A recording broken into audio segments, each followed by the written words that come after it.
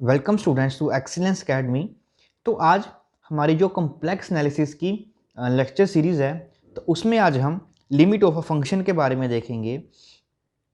तो जैसे कि हम रियल एनालिसिस में limit of a function define करते हैं, बिल्कुल सिमिलरली हम क्या करेंगे, कॉम्प्लेक्स एनालिसिस में भी limit of a function define करेंगे। तो सबसे पहले जैसे कि हमको बेसिकली बात पता होती है कि अब अगर हमारे पास कोई भी एक फंक्शन है एफ ऑफ जेड, कोई भी एक हमारे पास फंक्शन है, तो अगर हमने z is equal to z naught point पे उसकी लिमिट डिफाइन करनी है, तो सबसे पहले हमारे पास कुछ कंडीशंस होनी चाहिए कि वो ज़रूरी नहीं है कि z नोट पॉइंट पर वो फंक्शन डिफाइंड हो। ठीक है, लिमिट के लिए उस पॉइंट पे डिफाइंड होना फंक्शन का नेसेसरी नहीं होता, बट उसकी नेबरहुड में फंक्शन जो है हमारे पास वो डिफाइंड होना चाहिए। ठीक, तो इसीलिए हमने क्या लिखा है यहाँ पर कि let f z be a function defined in some neighbourhood of z naught, कि जेड नोट की नेबरहुड में हमारे पास कोई एक फंक्शन है जो कि डिफाइंड है, और हमने किसी एक पॉइंट जेड नोट पे ये अगर क्लेम करना है कि उसकी लिमिट डब्ल्यू नोट है, तो क्या कंडीशंस होंगी। तो इसको अब हम ग्राफिकली विजुलाइज करेंगे। तो लास्ट लेक्चर में हमने आपको ये बताया था कि ये हमारे पास z प्लेन और w प्लेन क्या होते हैं। तो बिल्कुल उसी की हेल्प से ही हम जो है ये डेफिनेशंस करते हैं। तो देखिए, अगर हमारे पास कोई भी यहाँ पर एक z नॉट पॉइंट है, इस पॉइंट पे हमने ये क्लेम करना है कि यहाँ से यहाँ तक ये हमारे पास फंक्शन है, और इस z नोट पॉइंट पे हमने ये क्लेम करना है अगर कि इसकी जो लिमिट है वो w नोट आ रही है, तो उसके लिए हमें क्या करना पड़ेगा कि आपको इस w नोट की अगर हम कोई भी एक आर्बिट्रेरली नेबरहुड ले लें, डेट इज़ अगर मैं कोई भी इसकी फॉर अ गिवन एप्सिलॉन के लिए इस पॉइंट की हम क्या ले लें, कोई भी एक नेबरहुड ले लें, ये हमारे पास जो पॉइंट है वो डब्ल्यू नोट है, that is for any given epsilon greater than 0 हम डब्ल्यू नोट की कोई भी एक आर्बिट्रेरी नेबरहुड ले लें, और इस एप्सिलॉन नेबरहुड के लिए हमारे पास जेड नोट की एक ऐसी स्पेशल नेबरहुड एग्जिस्ट करनी चाहिए जिसको हम उसकी डेल्टा नेबरहुड कहते हैं। इस एप्सिलॉन नेबरहुड के लिए इस जेड नोट पॉइंट की एक ऐसी स्पेशल, इसको मैं क्या नाम देता हूं, इस एप्सिलॉन के लिए एक ऐसी स्पेशल जेड नोट की नेबरहुड आनी चाहिए सच दैट कि जब भी मैं इस कॉम्प्लेक्स प्लेन में कोई भी एक पॉइंट लूं जेड, दैट इज जो ये हमारे पास इसकी नेबरहुड है, इस नेबरहुड में अगर मैं कोई भी एक पॉइंट लूं जेड, तो ये हमने जेड लिया, जो इसकी इमेज आएगी वो इस नेबरहुड में ही लाई करनी चाहिए, वो इसके बाहर नहीं जानी चाहिए, डैट इज़ वो इसके अंदर ही लाई करनी चाहिए। डैट में जितने भी पॉइंट्स हैं, अगर मैं कोई इसमें कोई भी एक पॉइंट लूँगा तो इसकी जो इमेज होगी वो इसके अंदर ही रहनी चाहिए। ठीक है, वही हमने इसकी डेफिनेशन में लिखा है कि अगर हम फॉर अ गिवन एप्सिलॉन कि अगर हम अपनी तरफ से कोई भी डब्ल्यू नोट की एक एप्सिलॉन नेबरहुड लेते हैं, तो उस नेबरहुड के लिए हमारे पास एक ऐसी special, that is there exist a delta greater than 0, एक ऐसी जेड नोट की नेबरहुड आनी चाहिए सच दैट कि अगर मैं कोई भी इसमें कोई पॉइंट लूँगा, अब इसमें जब हम कोई भी पॉइंट लेंगे जो इस नेबरहुड में लाई कर रहा है, तो उसको हम कैसे रिप्रेजेंट करेंगे, दैट इज जो ये पॉइंट इसकी नेबरहुड में, दैट मीन्स उसका जो डिस्टेंस है जेड नोट से वो लेस होगा डेल्टा से, तभी वो उसके अंदर आएगा। दैट इज जो ये हमारे पास पॉइंट है जेड, जितने भी पॉइंट्स हैं जेड जिनका जेड नोट से डिस्टेंस जो है वो लेस देन डेल्टा है, और फंक्शन हमें नेसेसरी नहीं है कि वो जेड नोट पर डिफाइंड होए, तो हमको जेड नोट को रिमूव करना है पॉइंट, तो उसकी हमने ये डिलीटेड नेबरहुड ले ली, तो यहाँ पर ग्रेटर देन 0। ठीक, उसकी डिलीटेड नेबरहुड में जितने भी पॉइंट्स होंगे उन सभी की इमेजेस की बात कर रहा है, दैट इज अब उनकी सभी इमेजेस क्या होंगी, एफ ऑफ जेड। अब जो ये इमेजेस हैं वो इसी नेबरहुड में आनी चाहिए, इसके बाहर नहीं आनी चाहिए। तो इसी की नेबरहुड में लाई करेंगी। इट मीन्स जो एफ जेड जो भी ये इनकी जो ये इमेजेस होंगी उसका जो डिस्टेंस होगा डब्ल्यू नोट से वो हमारे पास क्या होगा, लेस देन एप्सिलॉन होगा, तभी वो इसमें अंदर आएंगी।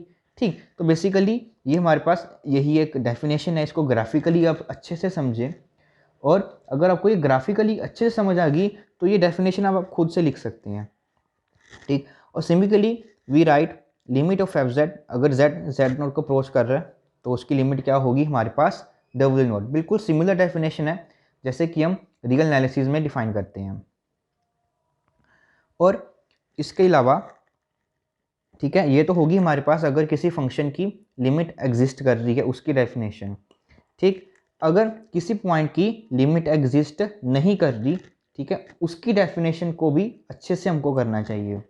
ठीक है, तो अगर हमको ये क्लेम करना है कि जो मेरे पास ये जेड नोट पॉइंट है इसकी जो लिमिट है वो डब्ल्यू नोट नहीं है, दैट इज ये पॉइंट उसकी लिमिट नहीं है। ठीक है, तो उसके लिए हम कैसे करेंगे कि अगर इसका कॉन्ट्रापोज इसका नेगेटिव स्टेटमेंट कि अगर हमें इस डब्ल्यू नोट के लिए एक ऐसी एप्सिलॉन नेबरहुड मिल जाए, दैट इज इसकी कोई भी एक ऐसी एप्सिलॉन नेबरहुड मिल जाए सच दैट कि अगर मैं जेड नोट की कोई भी डेल्टा नेबरहुड लूँ, एक ऐसा एप्सिलॉन मिल जाए कि मैं जेड नोट की कोई भी नेबरहुड लूँ, डेल्टा नेबरहुड लूँ जेड नोट की, और उस नेबरहुड में क्या होगा कि मुझको एटलीस्ट एक ऐसा पॉइंट नेसेसरी मिल जाएगा, that is every time we got a point in this delta neighbourhood such that उसकी जो इमेज होगी वो इस नेबरहुड से बाहर आ जाएगी, दैट इज जो ये पॉइंट होगा इसकी इमेज इससे बाहर आ जाएगी।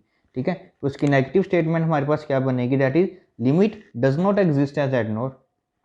उसके लिए क्या होगा, इसकी बिल्कुल नेगेटिव आ जाएगी, that is there exist epsilon greater than zero, कि हमको एक ऐसा एप्सिलॉन ग्रेटर देन जीरो मिलेगा, एक ऐसी नेबरहुड मिलेगी इस डब्ल्यू नोट की such that for all delta greater than zero, कि इस पॉइंट की जितनी भी नेबरहुड्स हैं उन सभी के लिए for all delta greater than zero there exist z. ठीक, तो ये हमारे पास क्या होंगे, एक जेड हमारे पास ऐसे नंबर एग्जिस्ट करेंगे सच दैट जो ये जेड होगा वो क्या होंगे कि वो जेड माइनस जेड नोट इस नेबरहुड में रहेगा, और जो हमारे पास ये एफ ऑफ जेड होगा इन सभी पॉइंट्स की इमेज इसके बाहर जाएगी, दैट इज इसका मोड वो ग्रेटर देन वो एप्सिलॉन हो जाएगा। ठीक, तो ये होती है इसकी negative statement limit of a function की। तो होप सो आपको इसकी डेफिनेशन अच्छे से समझ आ गई होगी। ठीक, तो उसके बाद अब हम इसका अल्टरनेट वे करते हैं इसकी लिमिट की डेफिनेशन को करने का।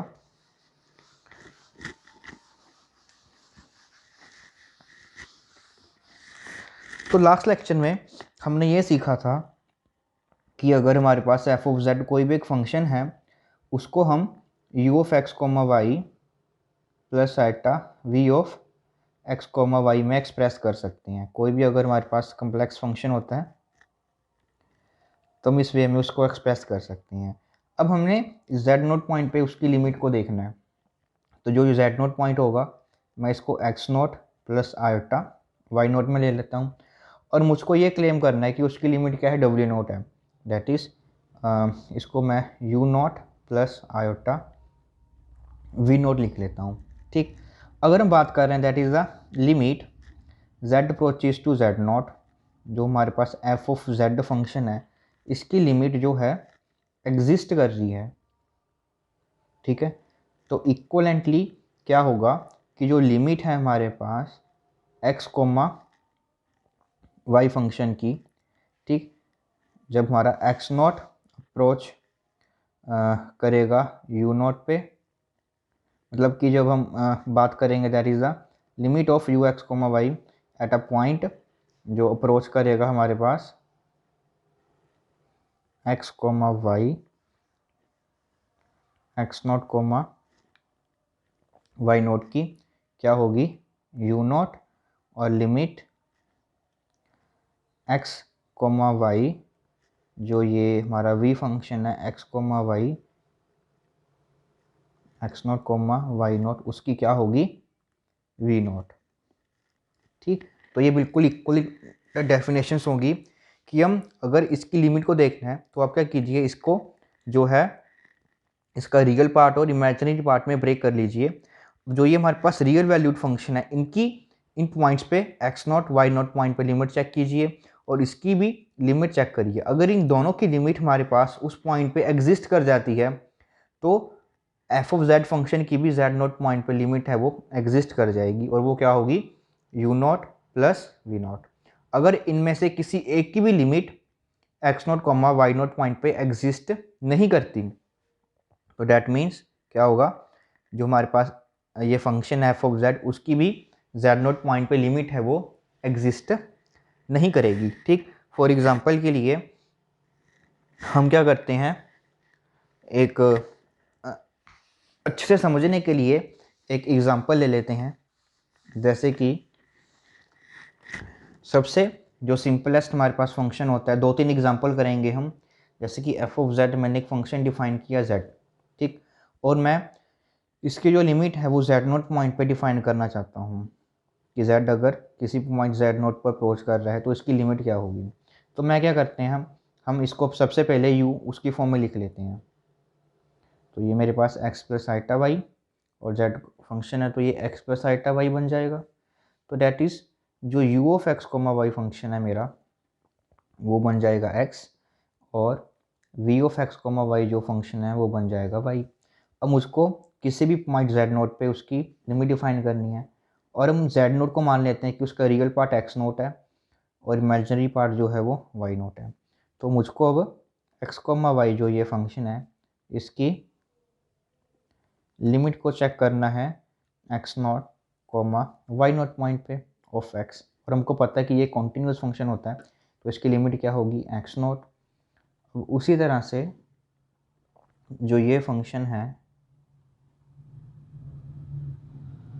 इसकी अगर हम लिमिट चेक करेंगे वाई, ठीक, तो ये क्या आ जाएगी हमारे पास वाई नॉट। तो डैट मीन्स इस और इसकी लिमिट एग्जिस्ट कर रही है और करने के बाद वो क्या आ रही है x naught plus iota y not.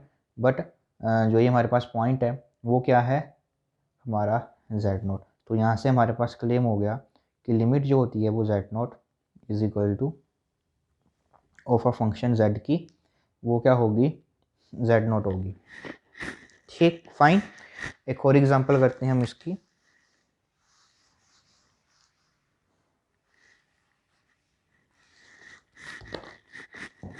ठीक है, मान लीजिए हमको f of z is equal to z square function है, इसका लिमिट का बिहेवियर चेक करना है। तो सबसे पहले हम इसको ब्रेक कर लेंगे एक्स प्लस आइटा वाई में। तो ये बन जाएगा x plus iota y whole square और ये बन जाएगा हमारे पास x square minus y square plus 2 iota x y. तो यहाँ से हम देख सकते हैं कि जो u of x comma y इस फंक्शन का रियल पार्ट है वो क्या होगा x square minus y square और इसका जो इमेजिनरी पार्ट होगा वो क्या होगा 2xy। अब हम कोई भी पॉइंट ले लेते हैं z नोट जिसका रियल पार्ट x नोट है और इमेजिनरी पार्ट y नोट है। इस पॉइंट पे इसकी लिमिट को हमने चेक करना है। तो हम क्या करेंगे, जो ये फंक्शन है that is x square minus y square, इसकी लिमिट देखेंगे और हमको पता है कि ये कॉन्टीन्यूस फंक्शन होता है तो इसकी लिमिट क्या होगी ये होगी। उसी तरह से हम z नोट पॉइंट पे that is x comma y x naught और y नोट पे 2xy की लिमिट देखेंगे और वो भी क्या होगी 2x naught y naught. It means जो हमारे पास इन दोनों की लिमिट आएगी दैट इज़ जो फंक्शन है हमारे पास x कोमा आइटा वाई, इसकी x कोमा वाई इस पॉइंट पे लिमिट हमारे पास क्या बन रही है x naught square minus y naught square plus iota 2x naught y naught. But ये हमारे पास क्या बन जाएगा x naught plus iota y naught का स्क्वेयर दैट इज ये बन जाएगा z naught square. It means जो लिमिट है हमारे पास जेड स्क्वेयर की, जेड अगर अप्रोच कर रहा है जेड नॉट पे तो उसकी क्या आ जाएगी, जेड नॉट होल स्क्वेयर।